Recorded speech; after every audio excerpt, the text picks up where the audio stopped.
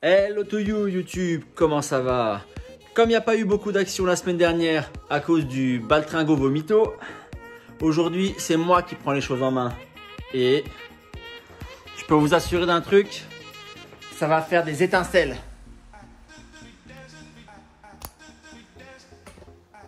Allez, c'est parti mon Witwiki.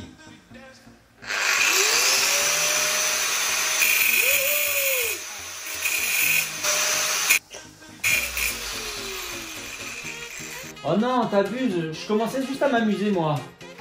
Tu fais quoi là, Guy? Il suffit que je m'absente 2 secondes et ça y est, tu te prends pour un préparateur de moto là? Bah, je découpe un peu de gras de Sakura pour que le projet il avance quoi. Je suis d'accord avec toi, mais en même temps, il faut peut-être qu'on réfléchisse un petit peu ou couper. Tu vois, histoire de réfléchir plusieurs fois, couper qu'une fois. Pas ne pas réfléchir et couper plein de fois. Et souder. Et recouper. Enfin, vous m'avez compris quoi. On se retrouve aujourd'hui pour une vidéo sur le projet de Café Racer. On va voir au cours de celle-ci les améliorations que je vais lui apporter. Également, on va faire le bilan de ce qu'on garde sur la Honda et ce qu'on va retirer et mettre à la vente. On va aussi parler du budget et là, j'aurai vraiment besoin de votre aide car ce coup-ci, c'est parti! On va débuter l'épisode par parler un peu chiffres. Croyez-le ou non, mais la Honda, elle ne m'a coûté que 2500 €. Enfin, pour être plus précis, elle a coûté à mon père 2500 €. Côté budget, j'ai décidé d'allouer 6000 € à la modification et modernisation de ce Café Racer.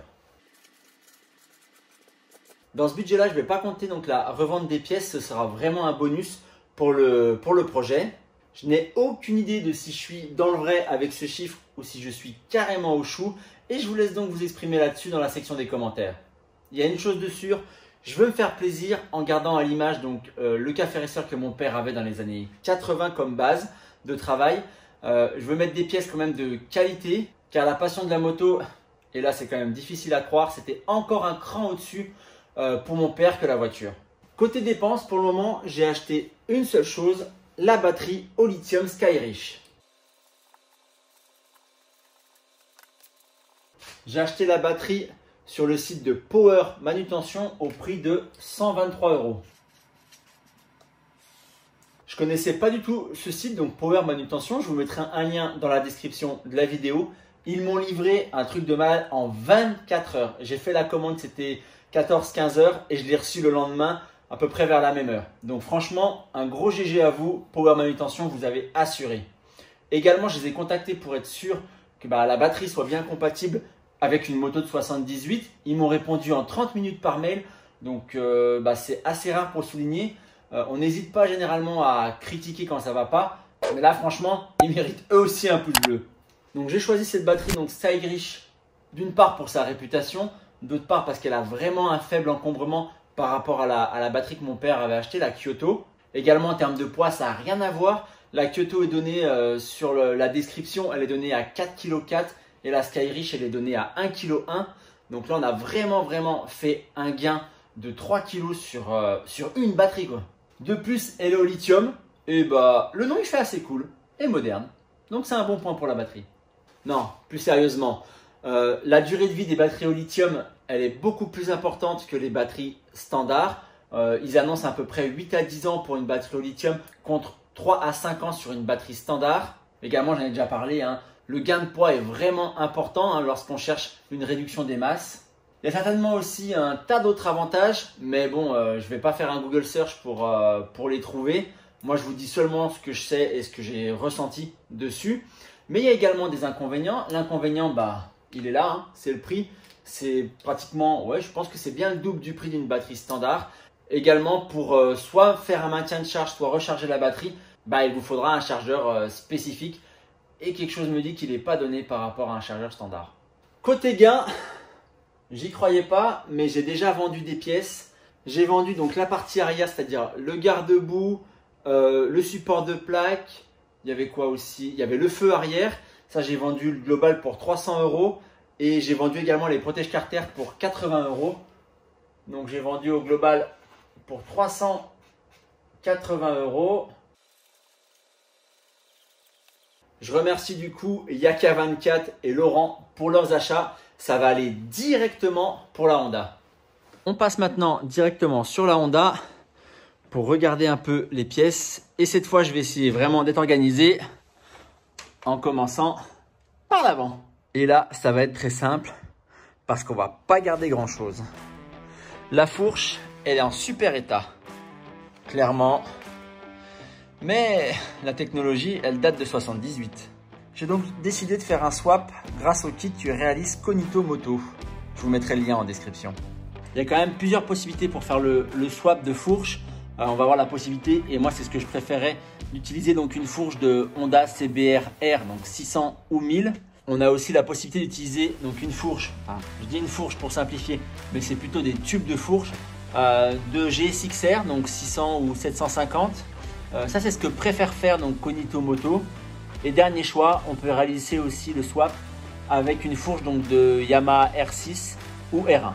J'ai donc quand même 3 choix, mais malheureusement je ne peux pas me permettre du neuf, sinon le budget il va prendre sévère.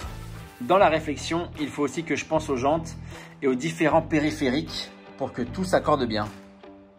Si certains d'entre vous ont déjà réalisé ce genre d'opération, n'hésitez pas à me donner des conseils en commentaire, je les prends volontiers.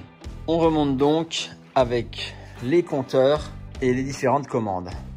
Longtemps, j'ai pensé garder les compteurs, à l'inverse des commandes. Et en regardant de plus loin, ils prennent quand même pas mal de place. Je suis sûr que c'est au moins 3 km/h de perdu. Je n'ai pas oublié le phare. Mais ce que je veux, c'est garder son enveloppe, parce que le rouge, il est quand même nickel pour plus de 40 ans. Et le chrome, il est aussi en bon état.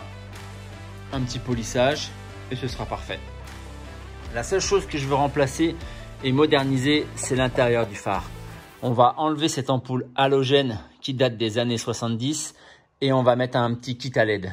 Si je dois préciser ma pensée au niveau du phare, ce que je souhaiterais initialement, mais tout va dépendre du budget qu'il restera ou que je vais allouer à ce poste, c'était garder l'enveloppe carrément ici, ça on est d'accord, retirer donc vraiment le phare à ce niveau-là, mettre à la place un feu beaucoup plus moderne.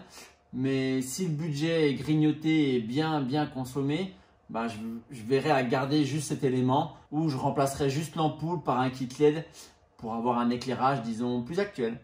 Pour l'échappement, un 4 en 2 en 1 viendra prendre la place du mythique 4 en 4. Tout comme mon père l'avait fait dans les années 80 et je pense savoir pourquoi. Un gain de poids conséquent à mon avis et peut-être un son encore plus diabolique. À voir. Le réservoir quant à lui, il est magnifique. Comme beaucoup de pièces de la moto, il a besoin d'un peu d'amour pour lui donner un peu son éclat. Il est légèrement abîmé à ce niveau-là, mais bon, vous fermerez les yeux. Je vais juste retirer le bouchon du réservoir parce qu'il est légèrement, je ne sais pas si on le voit bien la vidéo, ouais. Il est légèrement piqué. Et comme oui, enfin, j'ai trouvé une société pour chromer des pièces pour Wendy, je vais en profiter pour emmener quelques pièces de Sakura. Et à ce moment-là, elles seront toutes les deux magnifiques. Côté moteur, c'est là que ça va se corser. J'ai contacté donc une référence concernant la réfection moteur pour notamment ce type de moteur pour les 4 cylindres des années 70-80. Qu'on s'entende bien, le prix qu'on m'a annoncé est équivalent au budget global du projet. Attention, je ne doute pas des compétences et du savoir-faire du professionnel. Bien au contraire, mais c'est juste que je ne peux pas me permettre. En termes de durée également, on m'a annoncé une livraison moteur à la fin de l'année. Parce qu'évidemment, il n'y a pas que moi en France pour faire une réfection moteur. Mais bon, ça ne correspond pas à ce que je souhaite. Donc ouais, je vais devoir m'y coller. Donc je commencerai par sortir le moteur. Acheter donc un kit de joint tout complet. Tout démonter, bien vidanger, nettoyer. J'ai peut-être quelqu'un qui pourra me filer un coup de main pour le réglage des carbus parce qu'il a la machine. Et je pense et j'espère que ça suffira parce que c'est certainement les seules choses que je peux réaliser. Ah oui, évidemment, je changerai aussi les bougies pour des bougies neuves. Je jetterai un coup d'œil aussi peut-être dans les carbus pour voir si je peux pas optimiser. Je sais pas, peut-être changer un gicleur, mettre un gicleur plus gros. Bon, ça, on verra. C'est pas ce qui coûte le plus cher. Mais j'ai pas envie de mettre le nez dans ce que je maîtrise pas. C'était la partie de mon père. Mais je l'ai déjà fait sur les Pocket Bike, donc ça doit être pareil, sauf que c'est un peu plus gros. Enfin, si vous voyez autre chose, n'hésitez pas à me laisser en commentaire. Si jamais vous avez un guide miracle pour réfection moteur, un guide de ce qu'il faut faire de A à Z, n'hésitez pas à me l'envoyer par mail. L'adresse mail de contact, elle est dans la description de la chaîne. Maintenant, on va continuer en passant donc au niveau de la boîte à air. Savoir que elle reviendra pas celle-là. Une nouvelle fois dans le style café racer pour épurer la machine visuellement et également peut-être pour gagner du poids. Je vais mettre des filtres à air façon KN. Bon, je sais pas encore, ce sera vraiment des KN. Moi perso, j'aime bien la marque BMC. C'est ce que j'ai mis déjà dans l'Audi. Et je trouve qu'ils sont cool, ils ont une belle finition en métal. Donc voilà, il faut que je regarde en termes de prix ce qui est le moins cher. Mais ça va donner un sacré look en tout cas. La selle, bien que confortable, elle ira aussi sur une autre machine. Mais elle ne reviendra pas sur celle-ci. Dans le pur look café racer, une selle donc monoplace avec donc la coque à l'arrière pour faire un peu plus sportif. Il viendra prendre place ici à la place de la selle Maxi Confort. Mais je garde quelques détails. Je vais pas tout vous raconter la première fois, non? On continue notre petit tour de la Honda avec les commandes. Donc celles d'origine, on va leur dire au revoir. Et on va encore faire appel à Cognito Moto pour leurs commandes donc en aluminium, en CNC, qui viendront prendre place des commandes d'origine. Et surtout, on aura donc des commandes reculées pour vraiment avoir encore une fois le look café racer. Le fait d'avoir une position un peu plus vers l'avant, une position plus sportive. Évidemment, concernant les amortisseurs arrière, on va les changer. Ils ont, je sais pas combien d'années, peut-être de la préhistoire. La chaîne aussi, on va l'enlever. On va en mettre une nouvelle avec des jolis maillons. Le café racer, c'est pas que la moto qui nous permet d'aller d'un point A à un point B. Il faut aussi qu'elle se différencie des autres machines. Et pour ça, le look, ça doit quand même compter. Donc, je vais essayer d'être cohérent dans l'ensemble en termes de couleurs et de matériaux que je vais utiliser. Tout comme sur le projet de backdating, j'essaye au mieux possible d'être cohérent sur l'ensemble de la voiture. Donc, je ne vais pas mettre 25 couleurs différentes pour la moto. Surtout que je kiffe quand même cette combinaison. Je trouve que ça lui va tellement bien entre ce rouge bordeaux, je ne sais pas vraiment exactement le nom qu'on lui donne, les bandes ici noires et dorées. Donc, je vais vraiment conserver l'âme de la machine avec les couleurs qui lui sont propres sur l'ensemble du projet donc de Café Racer. Et le faisceau dans tout ça, on va en faire quoi? Ah oui, le faisceau. La salade de fil. Je l'avais presque oublié celle-là. Mais on va la moderniser. Et ça, c'est grâce au kit de chez Moto Gadget. Le M-Unit Blue. C'est d'ailleurs pas la seule chose que je vais leur commander. Mais bon, je garde ça pour moi, pour la suite. Voilà, je pense avoir fait le tour des améliorations que je souhaite lui apporter. Mis à part peut-être 2-3 choses que j'ai dû oublier et qui sont pas forcément avec une grande importance.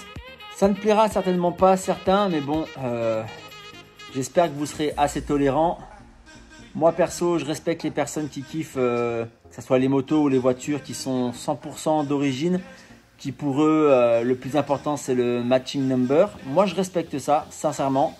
Par contre, je demande à ces personnes-là de respecter aussi les individus qui souhaitent personnaliser leur voiture, leur moto, pour qu'elle leur ressemble plus, pour vraiment s'approprier sa machine, la différencier de celle du voisin. Je pense pas que ça soit forcément moins bien.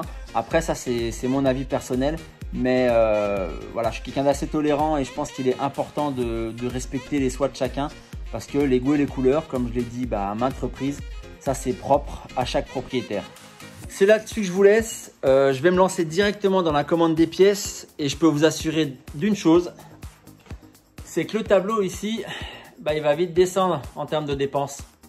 Je vous retrouve donc en fin de semaine avec un épisode consacré au backdating de Wendy. De ce côté aussi, ça avance bien et là, je suis super content. En attendant, prenez soin de vous. C'était Cyril, à plus. Ciao, bye bye. Oh non, on va rien découper aujourd'hui du coup?